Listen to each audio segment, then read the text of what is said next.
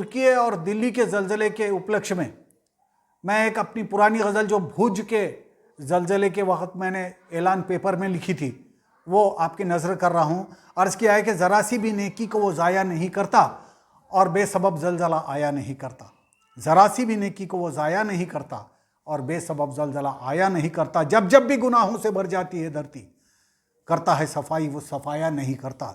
Science की तरक्की या मशीनों का सहारा, ऐसे में कोई काम आया नहीं करता। हालात मुखालिफ में भी होता है सुरखरू, हालात मुखालिफ में भी होता है सुरखरू, पैगाम खुदा का जो भुलाया नहीं करता। देखो तुम बेहयाई को इतना ना तूल दो, देखो तुम बेहयाई को इतना ना तूल दो, क्या घूम के फिर ज़लज़ला आया नहीं करता। फिर सब्र इलाही को तू आज़मा के देख, फिर सब्र इलाही को तू आज़मा के देख, वो ढील तो देता है भुलाया नहीं करता। महबूब किसी पर भी कभी करना ना कोई जुल्म, महबूब किसी पर भी कभी करना ना कोई जुल्म। जालिम पे खुदा खैर का साया नहीं करता, जालिम पे खुदा खैर का साया नहीं करता। ज़रा सी भी नेकी को वो ज़ाया नहीं करता और बेसबब ज़लज़ला आया नहीं करता।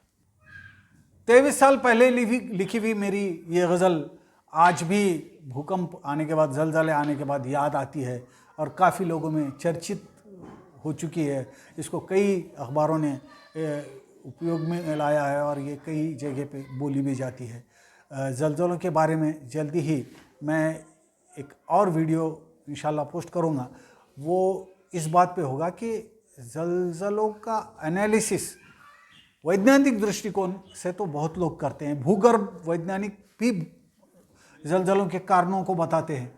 वो बताते हैं जैसे कि तुर्की में ज़लज़ला आया तो बताया गया है कि ज़मीन के 600 मीटर नीचे जो प्लेट्स थी, कुदरती प्लेट्स, वो प्लेट्स खिसकने से ज़लज़ला आया। ये तो कारण हुआ। ये इसी तरीके का कारण ये बताया जाता है कि दो हाइड्रोजन और एक ऑक्सीजन मिलने से पानी होता है, लेकिन ये मिलने से पानी क्यों होता है, साइंस के पास इसका जवाब नहीं है। प्लेट खिसकने से ज़लज़ला आया भूगर्भ में, ये तो साइंस बता, लेकिन वो प्लेटें खिसकी क्यों, ये जवाब, इसका जवाब साइंस के पास नहीं है।